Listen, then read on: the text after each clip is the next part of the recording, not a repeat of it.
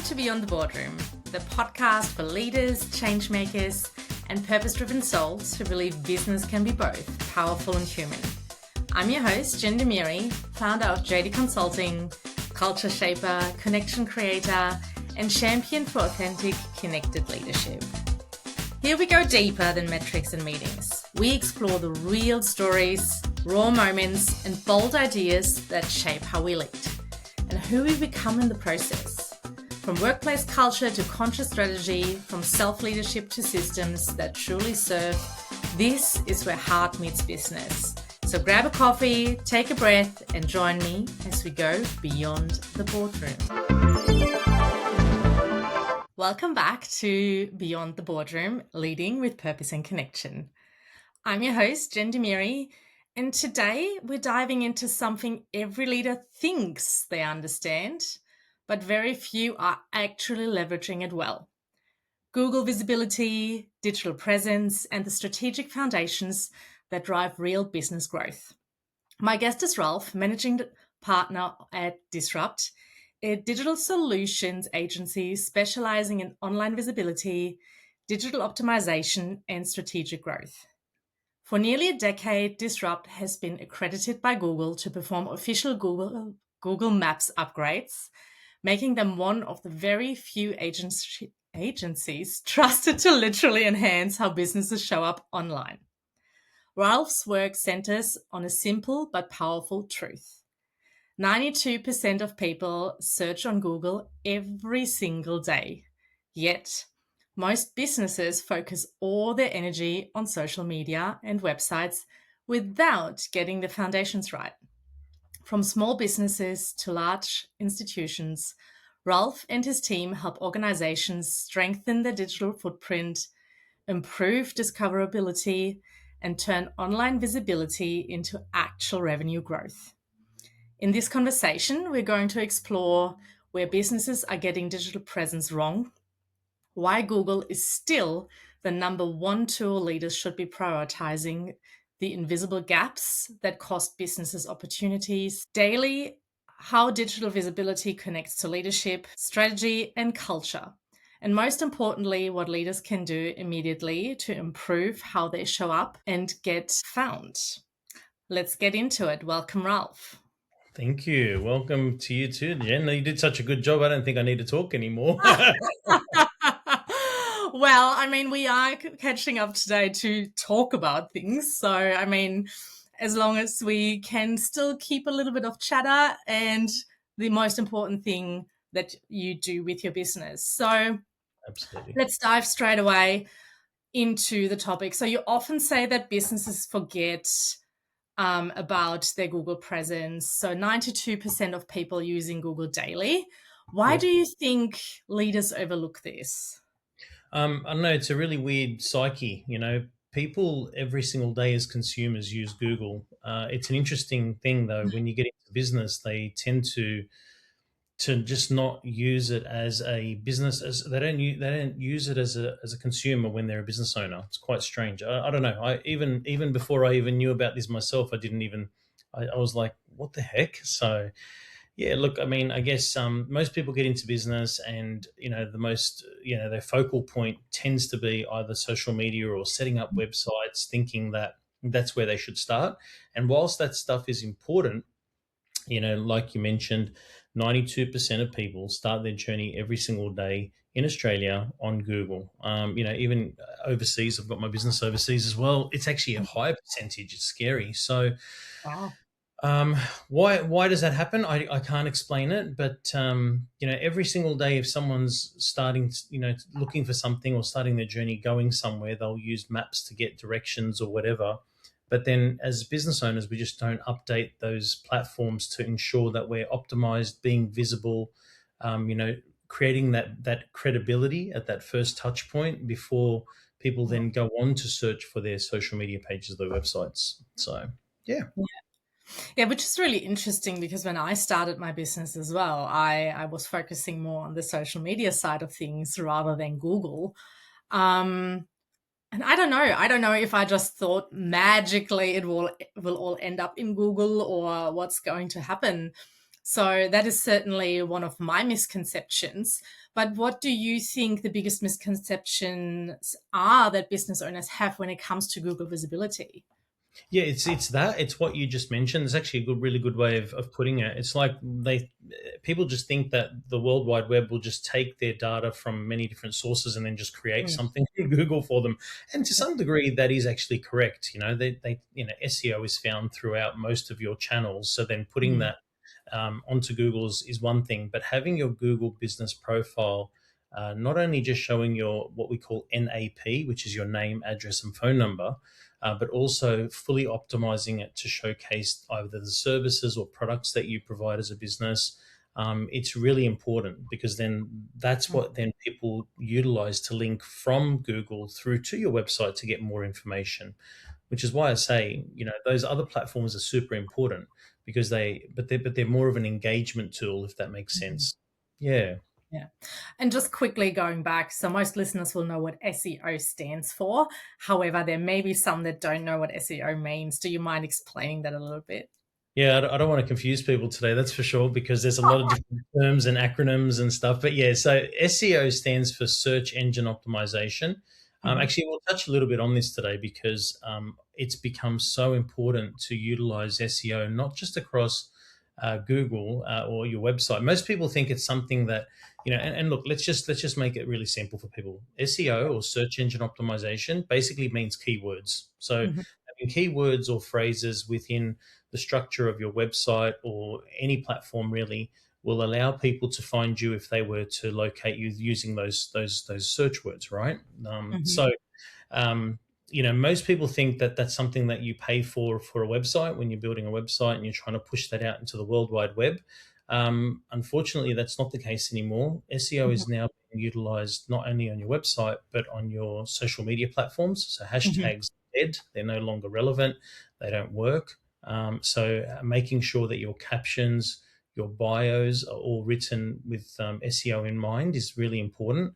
And also on your Google business profile, it's important to have that as well so that you're being found organically rather than to have to pay Google ads, if that makes sense.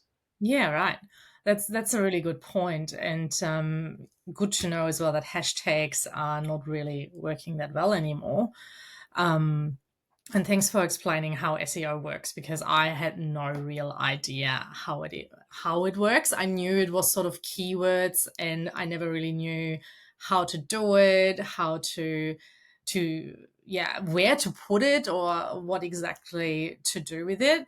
But I Yeah. guess to give an example, it would be if I would want my people, like my listeners, to find or other people to find the podcast Beyond the Boardroom, Leading with Purpose and Connection, there Yeah. would be something that I would, in terms of SEOs, do in the Google optimization as well as yeah, my website and things like that. Would that be correct? Yeah, and your social media platforms. It's got to Yeah. be across everything now. So Mm. yeah, literally to be found, and there's a lot of noise out there. Let's be real, Jen. Mm. And to try and cut through that noise and be visible and see that what you do, whether it's your podcast, whether it's your services, and I know your services are incredible. It's to be able to get that through to people to understand that we do stand out and we are here and we have a quality service or product if that's the case. So, Mm. yeah, absolutely. Yeah. Okay. So, with saying all of this, where do businesses think they're doing well online, but they actually aren't?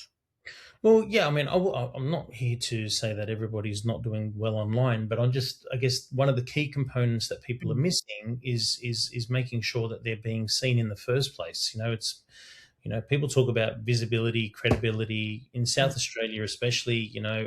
Things are built on relationships. It's built on let's just say it, who you know, not what you know sometimes. And mm, if you're not there, it's you're not getting out to as many people as you possibly could be getting out to. mm, And then we can take it a step further by talking about something that's also very important now, and that's the LLMs, which is those large learning models of ChatGPT, etc. yep, They don't even work on SEO; they work on something called GEO, and that stands for, yeah, I know.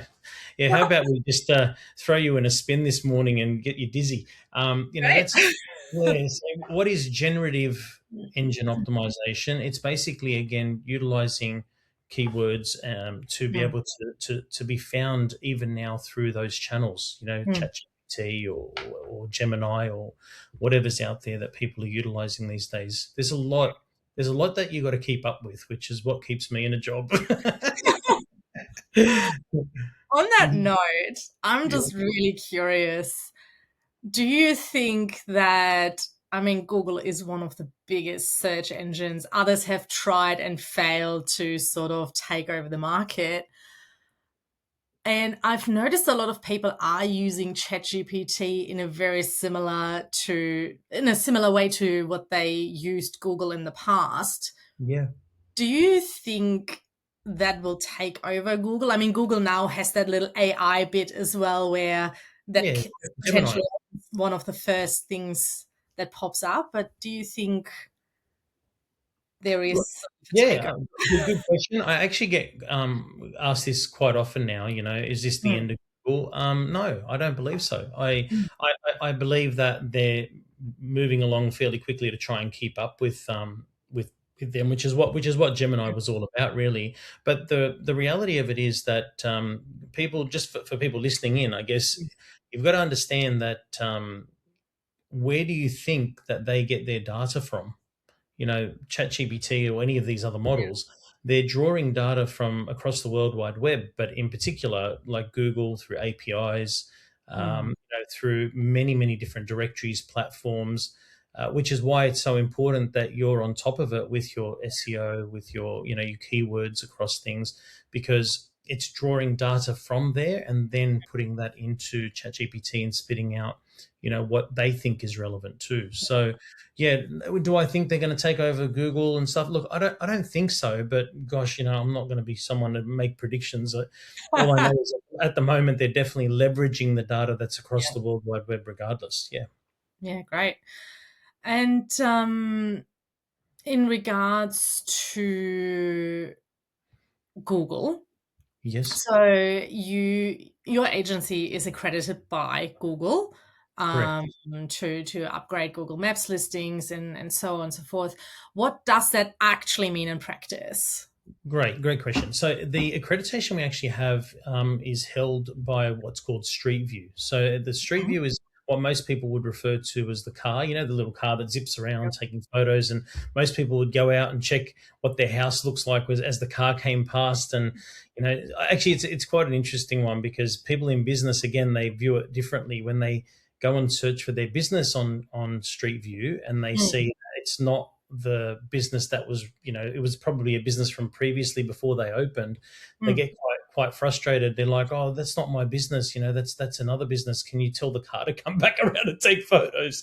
I'm like, with all respect, mate, it wasn't developed to showcase your business. It was developed to map out the world, right? So, yeah, interesting one. But our accreditation with Google is to look after Street View upgrades, which is not the actual car itself, but basically taking it from that position on the street Mm, and doing a virtual walkthrough inside a business to showcase the business.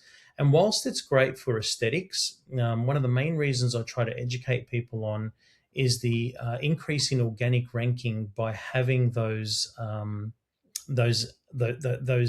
photos sitting on your profile. So yeah, there's a lot of hidden benefits that people aren't aware of, which is again why we become, I guess, to some degree popular around town because we're one of the only ones in South Australia that I'm aware of that have that accreditation because we got our accreditation in 2016, mhm. but the accreditation itself, the program stopped for new participants in 2018.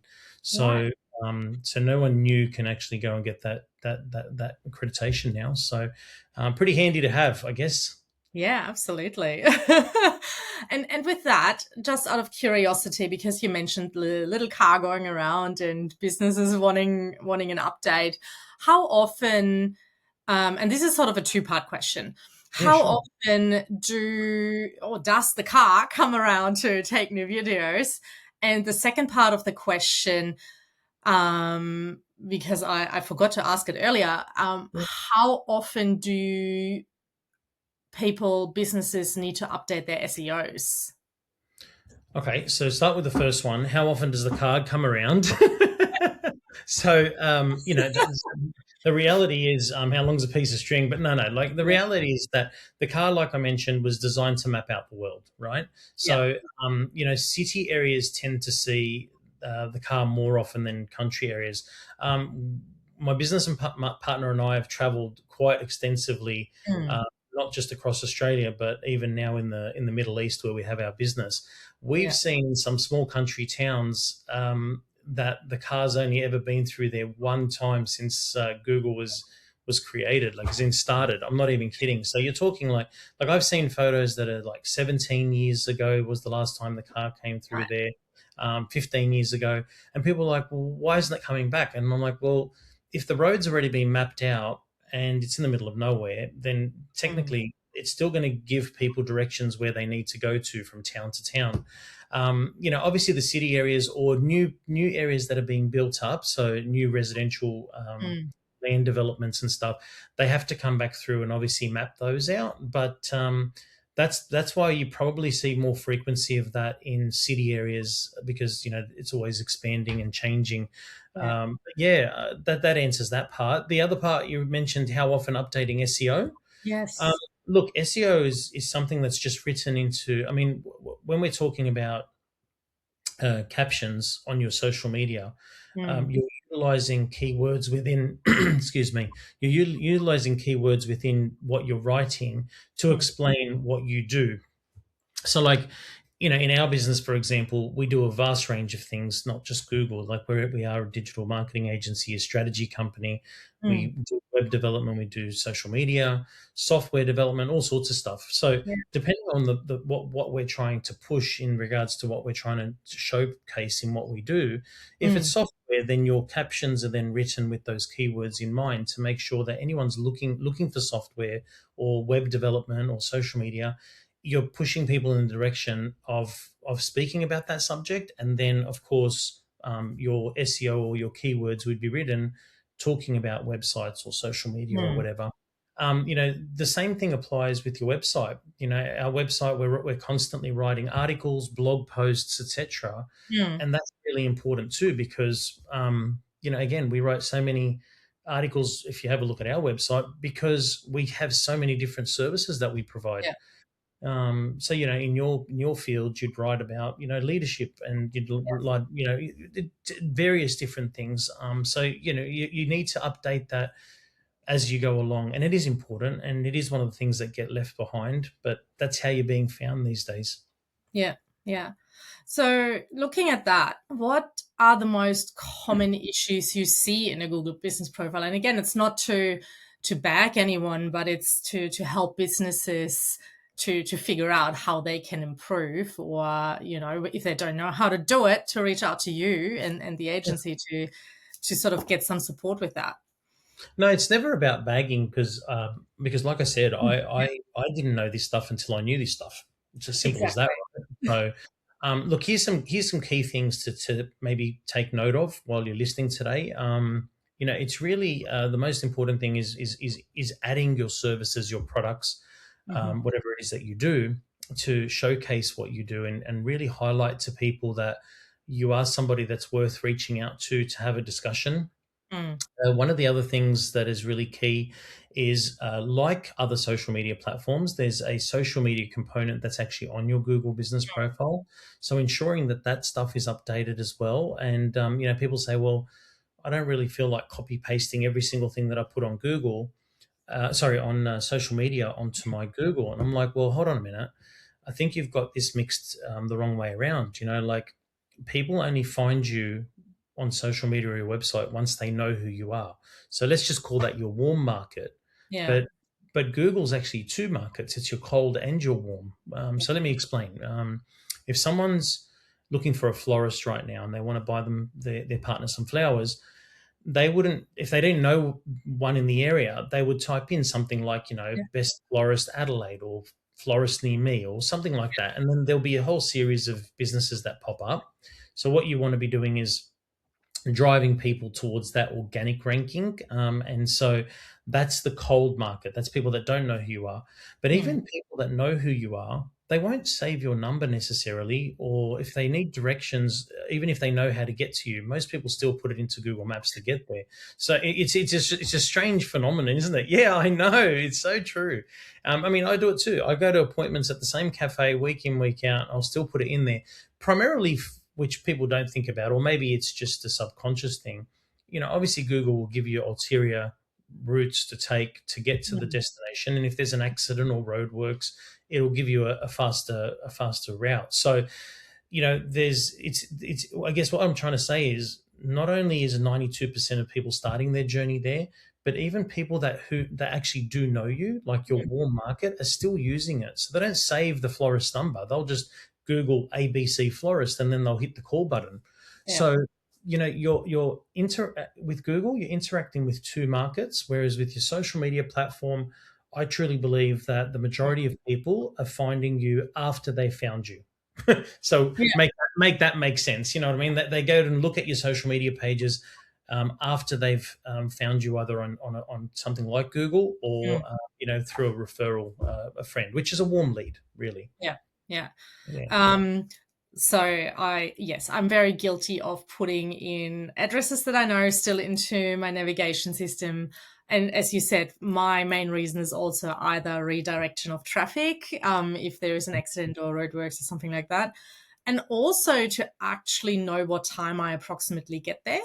Yes. There you So go. for me, it's sort of like, okay, do I have enough time to get there, or what time do I get there approximately? So in case I was very like a friend and I were catching up and we were a little bit loose around the time, that I can sort of say ETA is this time based on my navigation system. So that is my main reason to put things into the maps. But most of the time I actually know where I'm going, so I don't Yeah. even have a voice on telling me where to go or what to do. It's more about okay, this is the time, and if I need to get redirected due to traffic or whatever it is, that's what it's there for me.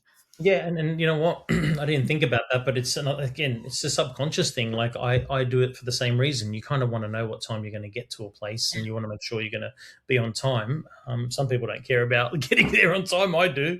I do. Um, yeah, yeah. But I mean, yeah, like I guess to finish what I was saying about the Mm, doing those updates, whatever's on your social media. I hope people can see that it's actually more important to actually get your stuff up to date and consistent on mm, your Google page, where people are seeing you from two different markets rather than one. And that way, by connecting with people at that level, then they're more inclined to go through to your website and your social media platforms. Now, you mentioned, what else can people do? Reviews is a big one. It really still does count towards how you rank on Google. yeah. So I talk to people about three different things when it comes to reviews. There's three things that Google want to see when it comes to reviews.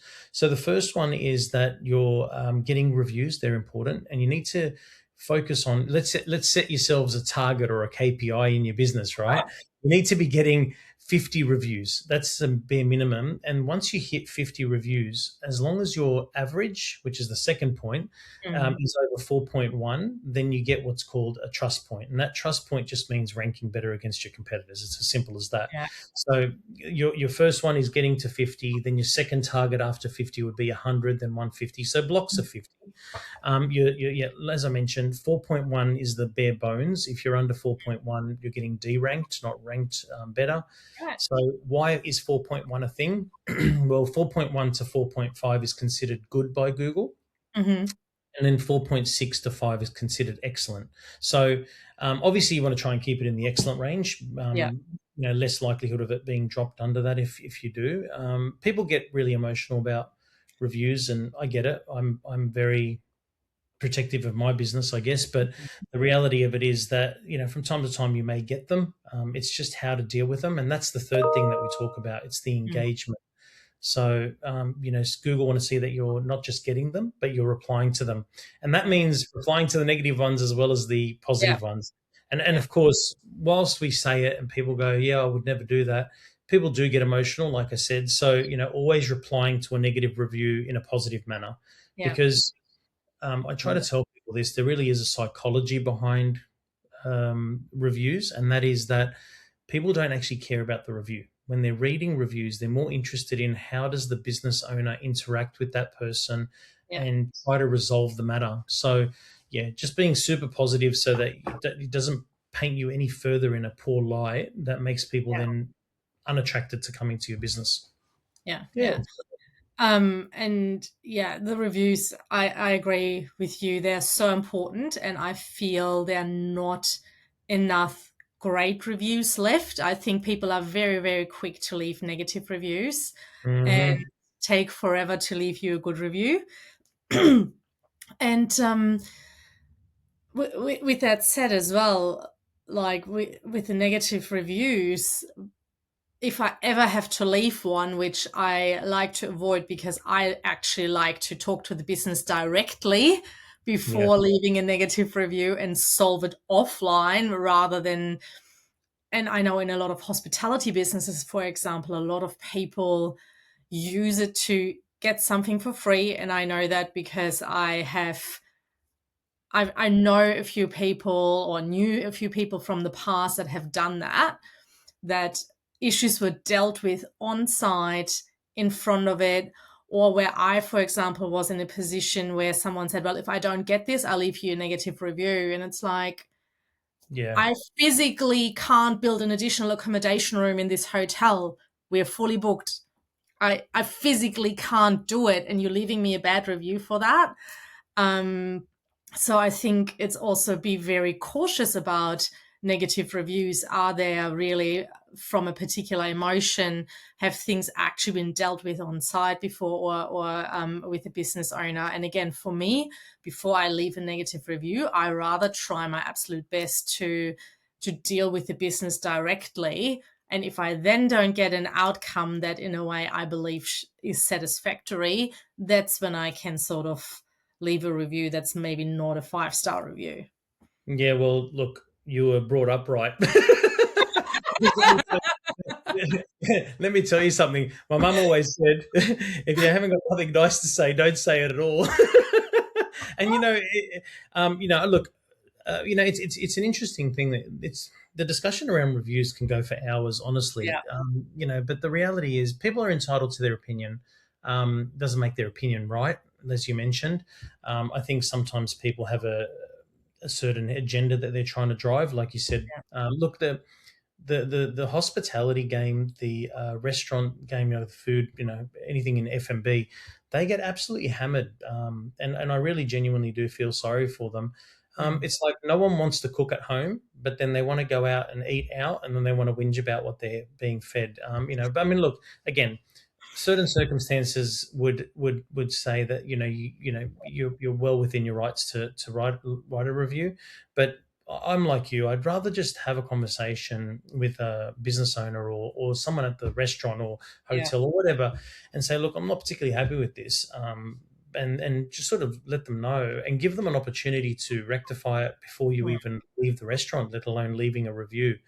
Yeah, there's always going to be the silent keyboard warriors out there that can't show face, have a discussion, not even a confrontation with the business owner or someone at the time.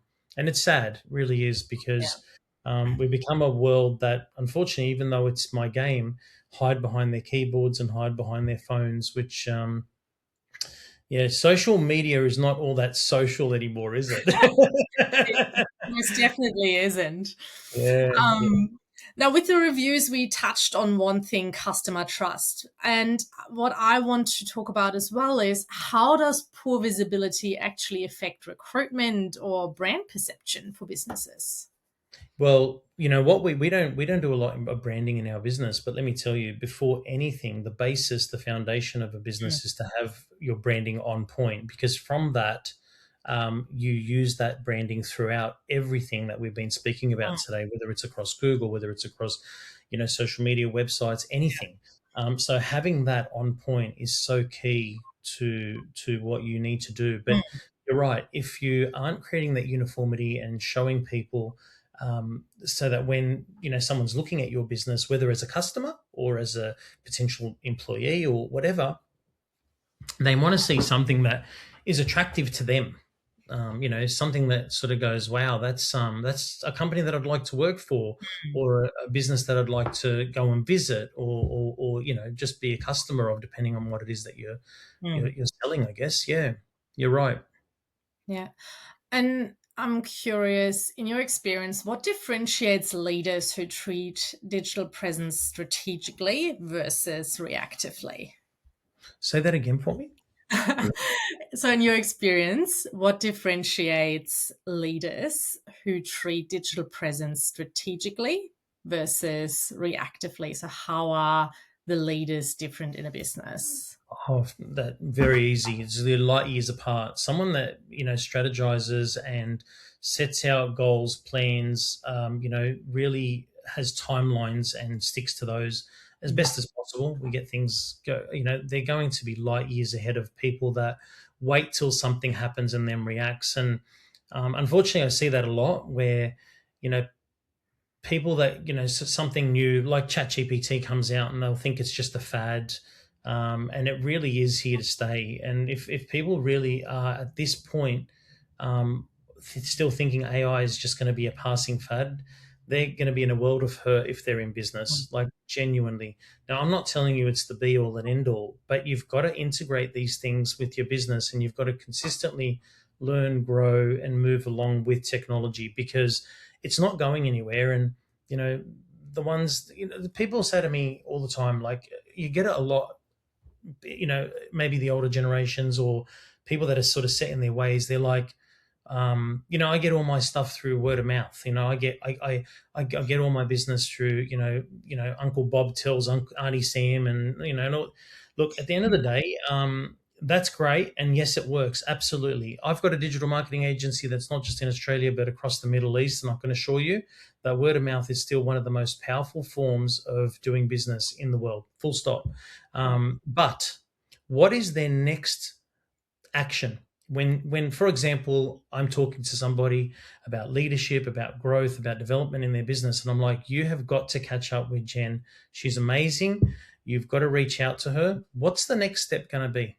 And I can tell you, 99 times out of 100, they're going to go and search you online. They're going to do some investigating of their own before they pick you up, or pick up the phone, my apologies, and give you a call. So, regardless of whether you think you're going to get business through word of mouth or not, that's great. But people are still curious to understand what you do, or better understand, is this the right person or the right fit for me? So their next step is always going to be, go to the website, go to Google, go to your social media platforms.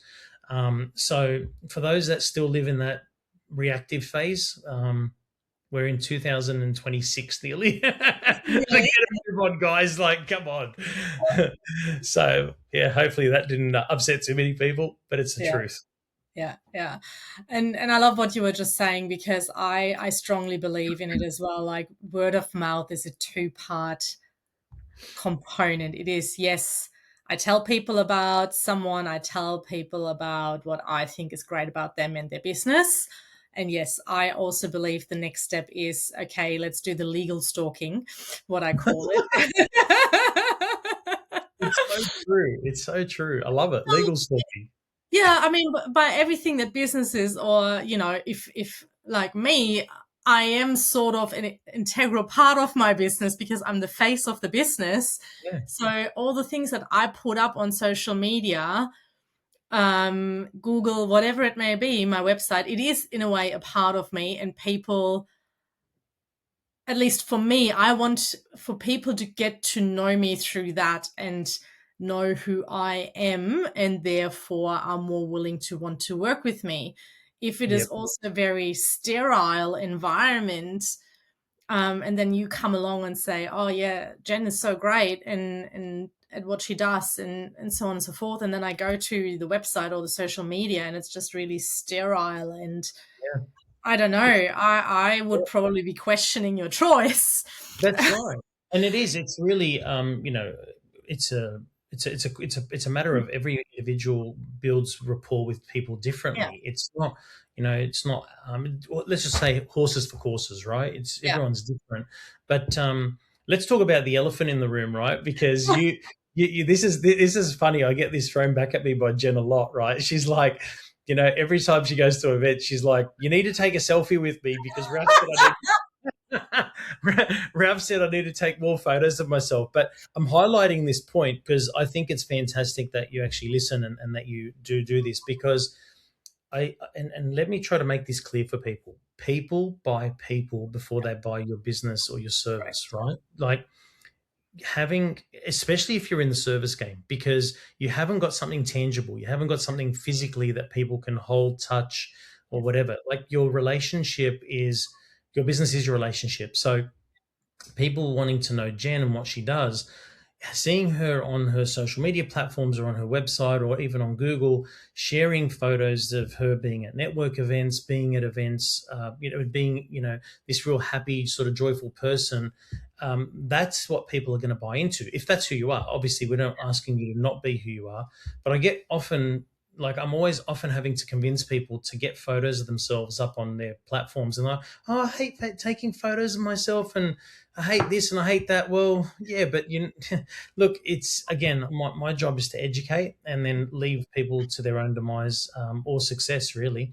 And you are one of those successful ones that actually pay attention. So, gratitude to you, mate, because you actually do listen, and I think it serves you. I really genuinely do. Yeah. Thank you. And I have to say though,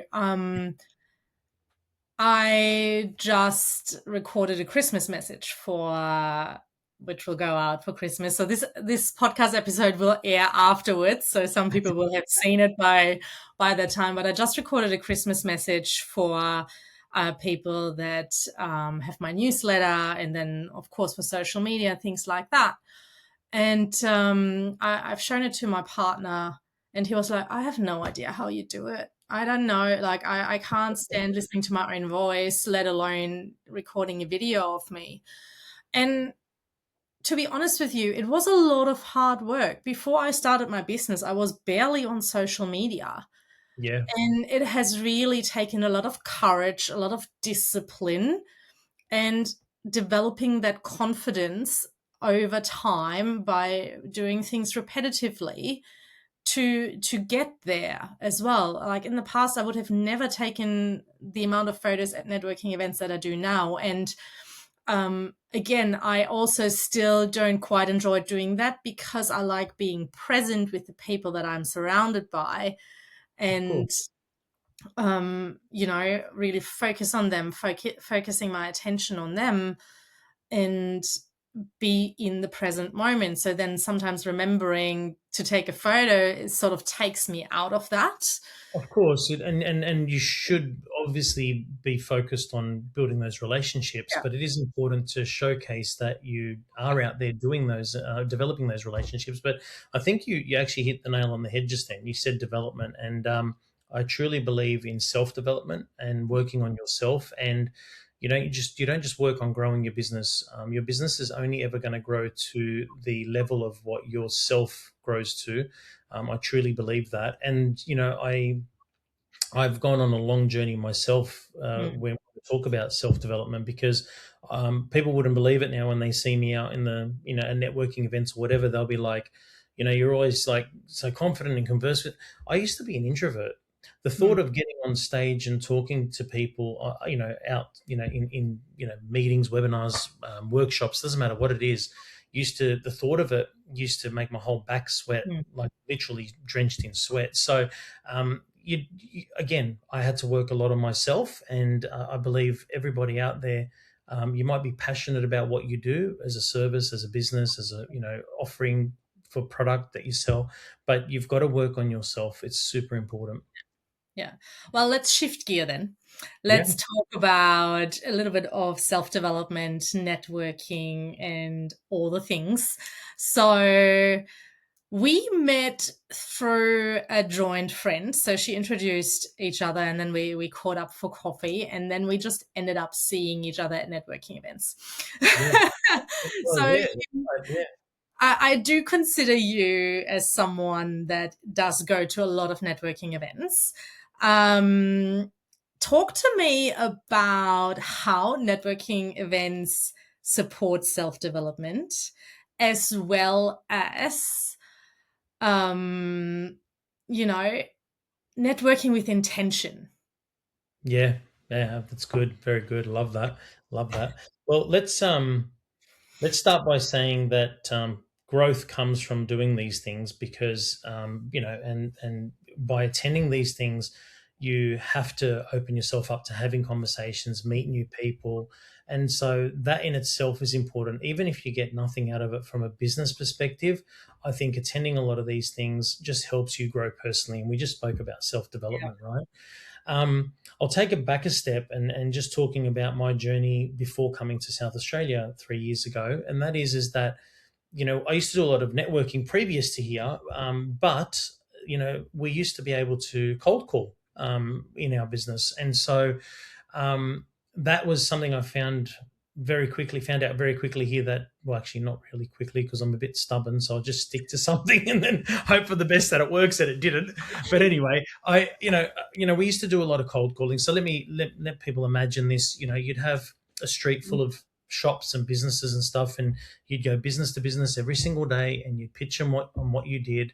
And obviously, having a service that or an offering for us that was a little bit niche or different, Mm, because not everybody is accredited by Google to have these, have the ability to do the things that we do. I guess you know I would say cold calling for us was actually quite successful in other parts of Australia. mm, And so you'd go to these businesses, and from every, say, 10 that you pitched, I would literally close 7 to 8 out of those businesses and get paid literally on the spot. yeah, So it was a bit of a rude shock, even though we did do networking in other states. When we came to Adelaide, the fact that that basically doesn't exist. And trust me, I tried it. Like I said, I was stubborn, and I did it for about, I reckon it was about 8, 9, maybe 10 months. I'm not even kidding. And it was a real eye opener because my numbers dropped to like 3 out of 10 instead of 7 or 8 out of 10. right. And I was like, I couldn't have got that bad at pitching when I jumped on a plane and landed in Adelaide. But literally, it genuinely is. It really, and it's not a bad thing, by the way. I kind of feel like on the eastern side, the eastern seaboard, there's a lot of transactional behavior. So things are Mm, based on, who's the cheapest, and just kind of just we need the service. We see the importance of it. We'll just get it done. But there's no long-term relationship game. Unfortunately, for some there is. I've still got customers in Queensland from many years ago, and we've developed an amazing relationship. But in mm, Adelaide, it's just more so. You in South Australia, really, it's not like I said earlier, it's a bit about who you know, not what you know. But again, being the stubborn person that I am, I wasn't going to let the fact that I didn't go to school here with everybody, or I didn't know people, stop me. So, I did attend a lot of networking events initially when I sort of realized that I needed to. But then recently, more so recently, I've made sure that I've realigned my goals and, making sure that it is with purpose. I mean, it is to build relationships, but like anything, especially if you're investing money into these things, you want to make sure you're getting a return on your investment. I mean, ROI. There's another acronym. You don't invest 2,000, 5,000, whatever dollars into a networking thing and then not get a return. Like just to catch up with people and socialize. It's not what business is about. Yes, it's definitely forms part of that relationship game, mm, but you can do that sometimes without having to pay $5,000 for a membership, if that makes sense. So I've actually, now that I've done so much for like 2.5 years, really, really heavily, I've actually started to, I don't know, I can't find the words right now, like really dissect who I should and shouldn't be spending my time with, because my time is valuable. And I know what we do is valuable to people. So we want to spend it with people that actually value what we do, and are willing to help us out, like you have, and others have referred us on because they've genuinely saw the results and the value from what we do. yeah, Does that explain it? yeah, absolutely. Went on a bit of a rant then. And I agree with you. I mean, I've always been an extrovert. Okay. Um, Acting a lot like an introvert in the past. But I've always been an extrovert. I do enjoy being around people. I do enjoy talking to people and getting to know them on a genuine level. And when you were talking about the transactional sort of relationships, I've lived in Melbourne, I've lived in Queensland, and I initially found it so much harder to engage with people and talking about things other than business. Yeah, And while, of course, it's important to talk about business, it's also important to build the relationships. And as you said, especially when it comes to building the long term relationships. And I've been to networking a lot before I came to Adelaide as well. And I definitely, as you, realized it's a whole different ball game here. absolutely. They have to meet you at least 5, 6 times before they even start to trust you a little. Yeah. Look, that's the truth, and that's okay. Like I said, I Yeah, prefer to do business that way because at least you're working then with people that you do like and trust. Because correct. I was like, how many copies is it going to take for you guys to get the value? But Yeah, once you forge that relationship, it really is built on people that you actually want to work with, yeah. rather than just whatever kind of you just take their money whenever. Like I want to add value. I want people to see the worth their worth and our worth. So yeah, And I agree with you on that because I rather work with less people and have the quality of people and the people that want to change, that want to make a change, want to create impact. And rather than, filling up my calendar with people and don't enjoy working with them, or, like talk until the cows come home, but there's actually nothing that they want to change. So they don't see the value in what I do because they don't actually want the change. They just do it because they may have been told to do it, or it yeah, seemed like a good idea at the time. So I rather work with less people that are aligned with what I do, that believe in what I do and want to, yeah, as I said, create a change or create an impact for the wider community as well. And I haven't been in the Adelaide networking game for as long as you have. And I already also started to notice, okay, there are some events that in the long term are probably not the best use of my time yeah. versus others where I say, okay, I'm happy to invest a bit more time into this because I can see an ROI, which also doesn't always have to be financial. It can also be based on relationships, Of course. referral partners, things like that. So, Yeah. um, I think what you just said then, Jen, is actually really important because sometimes it's not always about the dollars made or how much yeah, money, but someone that you meet at these events can actually quite often um, have connections that you're interested in connecting with because they again having that relationship, they genuinely understand your service and they believe that friends of theirs that are in those roles yeah, or businesses that you're interested in connecting with can then yeah, connect you. So very important. yeah. Now, you've recently sort of became part of a different type of networking event, which I'm a little bit curious about. Are you willing to talk about Of it? course. Yeah, no, no problem. Look, I'll talk about a couple of the different ones that I'm sort of part of because they can all range in what people do at them and how they all kind of are structured differently. So I'm, Yeah, I'm part of BNI. I've actually been a member of BNI, which stands for Business Networking International. For those who don't know it, there's quite often I hear people talk quite negatively about it. I've always found it quite a great little community. mm, When we were in North Queensland with a previous business that I had, a cleaning business, using and leveraging that system, and it is very structured. It sits within a framework where it's more of a sit-down networking event, and people get up and stand and speak about what they do in their business. I think often people aren't looking at it or viewing it the right way in the sense that getting people to understand that if you're going there, you're investing whatever it is. I think it's a couple of $1,000s a year. Again, you've got to be strategic with how you do it. But effectively, what you're doing is the room is filled with people who you can only have one category, one industry in that room. So you can only have one plumber and one electrician and someone who does marketing and someone like yourself who's a leadership coach or whatever it is, right? One of each. But we educate each other on what we do week in, week out. And the whole point is, let's say there's 30 people in the room. You then have 30 BDMs that can go out there and actually speak for you about your business if they hear something. And I talk about this a lot, active listening. Like people, unfortunately, in the world, there's 97% of it is made up of negativity and people Mm. talking about something they're complaining about. You know what I mean? So, if someone's saying at a barbecue, I can't find a good electrician, or I'm having all this drama with my air conditioning or whatever, I'm just like, well, look, I know somebody that is part of my networking group that you might be interested in connecting with, and they seem pretty reliable.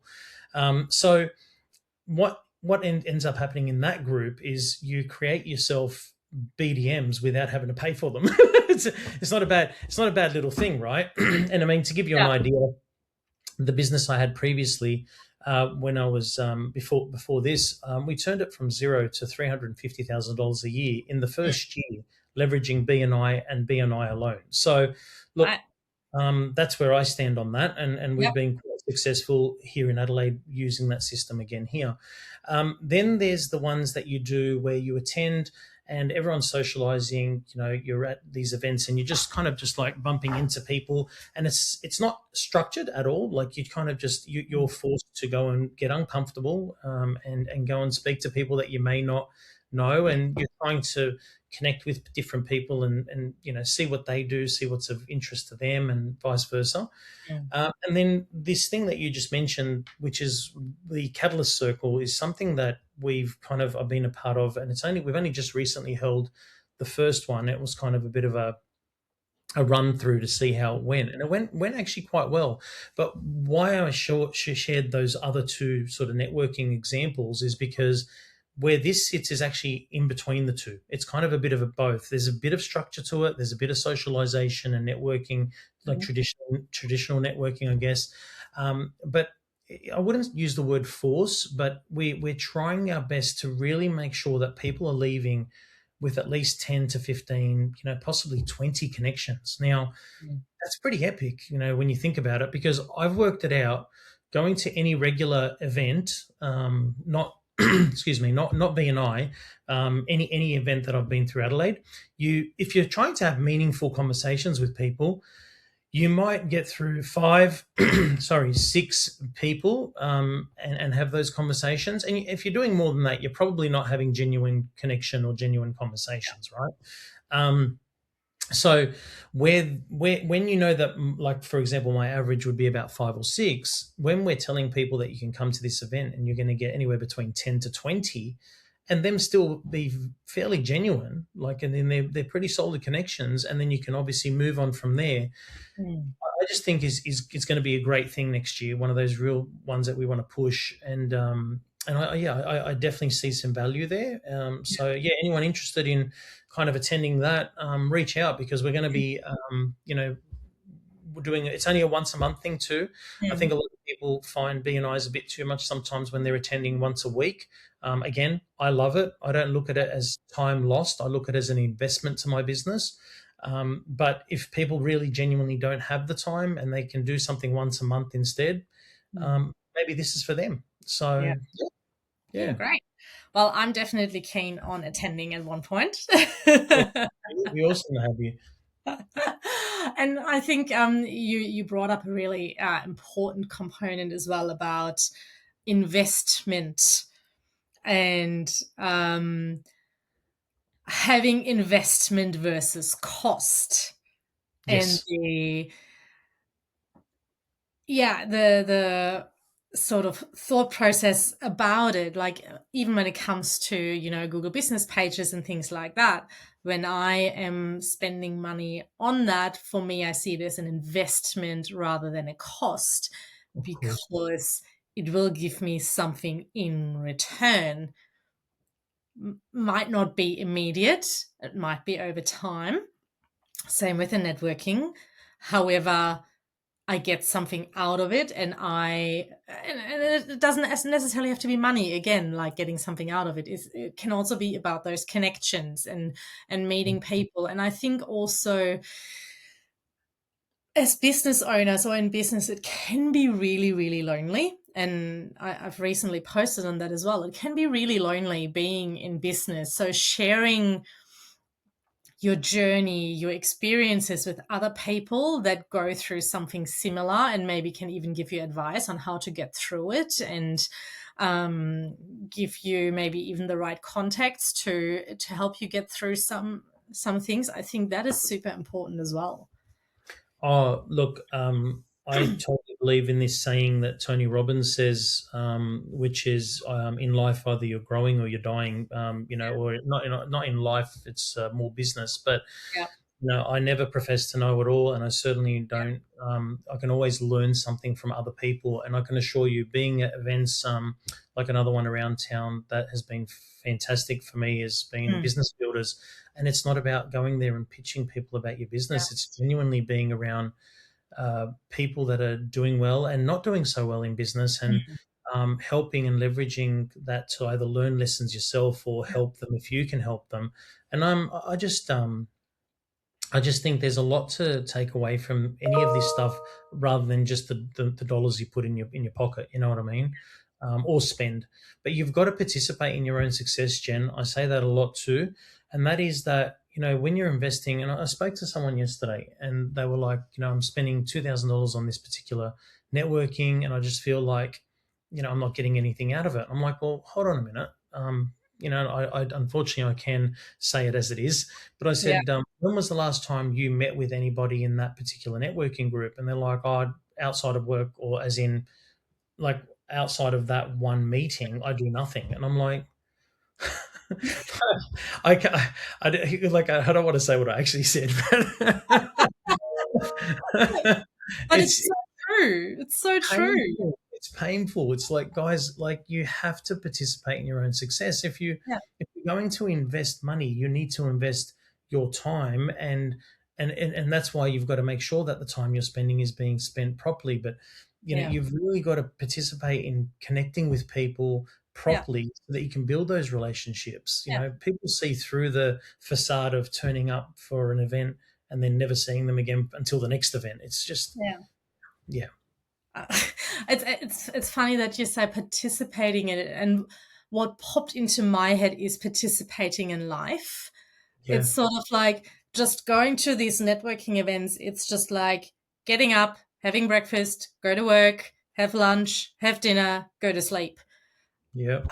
Participating is then, you know, doing all these things outside of that as well, like going for a beach walk, going to the gym, going, to catch up with friends for a meal, either at night or on the weekend. So, like, sometimes it's also like, yes, treat your business like you treat your life.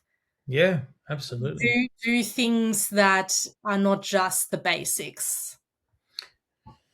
Oh, I want to say so much, but I don't want to say something that offends. It's like, like I say to people all the time, like, when you're in business, it's not easy, and but it's so rewarding if you play it the game properly, I guess. But if you're not prepared to commit and do the stuff that is going to grow your business, and you think that you can just work 9 till 5, or you just, well, then just go and work 9 to 5. Like, go and work a job. Like, it's just, you're better off not being hurt by being in business. I can assure you, because Yeah. whilst I honestly, genuinely cannot remember the last time I slept before 1 or 2 o'clock in the morning. But Mm. ask me whether I love what I do, and I'll tell you I absolutely do. Ask me if I'd ever work for someone else again, and the absolute answer is no. So, um, you know, it's be passionate about what you do. Like, I don't do something just for the sake of doing it. It's not always about money. It is about that. You're right. On weekends you spend quality time, whether it's with loved ones or yourself, doing what you love doing. Why wouldn't you do that for the 80 hours or 60 hours or 50 hours that you work every single week as well? If you're not passionate about that, life's pretty dull. Yeah. So, and you're better off just going and working for someone else, because then you can just do whatever, and at least you get a regular income, right? Yeah. So, Yeah, And yeah, being in business gets to be fun as well. Like, does it have to be like always rigid structure? While rigid structure is, of course, essential to move and grow, there's also the bits that are super fun and that are a little bit of play. So business gets to be that as well. absolutely. If you enjoy what you do, and if you Exactly. genuinely want to connect with other people and Yeah. grow yourself and your business. So I Yeah. totally agree. So Yeah. glad we're on the same page, Jen. Now, we are nearly at the end of our time together this morning. So, is there anything that you want to mention, either about networking, building relationships, or, of course, your bread and butter, Google, or part of your bread and butter? Yeah. Is there anything that you want to mention that we haven't touched on? Not really. All I'd say is come and hang out with us. We're pretty cool to hang out with at parties and events. And we have a laugh. You know, we enjoy networking, but we enjoy spending time with good people, people that lift us up. You know, another famous quote. I love famous quotes, but you know, you're the average of the five people you spend the most time with. So Yeah. I genuinely love spending time with you, Jen, at events, and obviously other Likewise. people that I've connected with. And you know, I very quickly stop hanging out with people that I believe aren't going to be part of those five. So, you know, at the end of the day, again, you mentioned it a couple of times today. Time is of the essence, and it's more valuable than dollars. You really have to value your own time. So, hanging out with us would be It's very pretty cool. valuable. All right. Then there's just one final question I have for you. Oh, What is one thing, if anything, people are taking away from this conversation today? What is the one thing they should be taking away? Besides come hanging and out with us. yeah, yeah. You can see why we get along because we're on the same page. Look, look, you know, really be strategic about 2026. Mm, Like don't do. I mean, you mentioned it earlier. You know, don't just think that things are going to appear in your lap. You know, you really have to be strategic. You have to have goals. You have to have plans. You know, you really need to set out what is important and where am I going to spend my time, because time is of not only the essence but of value. So yeah. respect your own time, respect yourself, and yeah, come and hang out with us. All right. Well, thank you so much for your time this morning, Ralph. And again, No, because time is valuable, so I really appreciate you spending the last hour with me, and that the listeners get to benefit from that. So thank you so much. And I'm looking forward to our next catch up. absolutely. Thank you for having me on. It's been a pleasure, Jen. Likewise. Bye.